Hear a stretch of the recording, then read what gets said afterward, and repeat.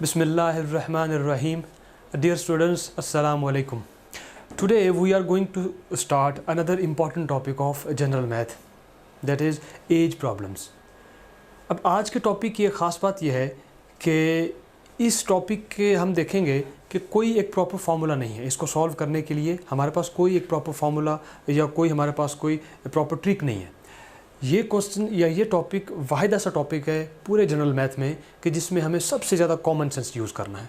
तो आपने while doing the questions आपने एक चीज़ हमेशा ज़हन में रखनी है कि एक तो आपको स्टेटमेंट को समझने में, उसको कंप्रीहेंड करने में आपको ग्रिप हो, और दूसरा ये है कि आपको ये ग्रिप कैसे आएगी, वो ग्रिप आपकी प्रैक्टिस से आएगी। ठीक है, जितनी आप इस चीज़ की प्रैक्टिस करेंगे आपकी ग्रिप उतनी ज़्यादा होगी।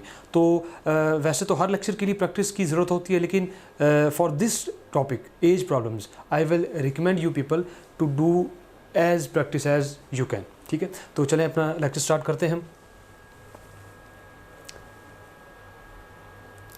तो सबसे पहले हम इस टॉपिक का इंट्रोडक्शन देखेंगे कि एज प्रॉब्लम्स बेसिकली वो किस तरह के प्रॉब्लम्स होते हैं, उसमें क्या पूछा जाता है, क्या चीज़ें हमें गिवन होती हैं उसमें। उसके बाद हम डिस्कस करेंगे पॉइंट्स टू पॉन्डर कि उसमें किन किन चीज़ों को हम, किन टूल्स को जहन में रख के हम अपनी एग्जांपल्स को सॉल्व कर सकते हैं। और एंड पे जो मेजर पोर्शन होगा वो हमारा प्रैक्टिस एग्जांपल्स का होगा, जिसमें हम अपनी तमाम चीज़ें अप्लाई करेंगे जो हम पॉइंट्स टू पॉन्डर या इंट्रोडक्शन में सीखेंगे। तो चलिए स्टार्ट करते हैं।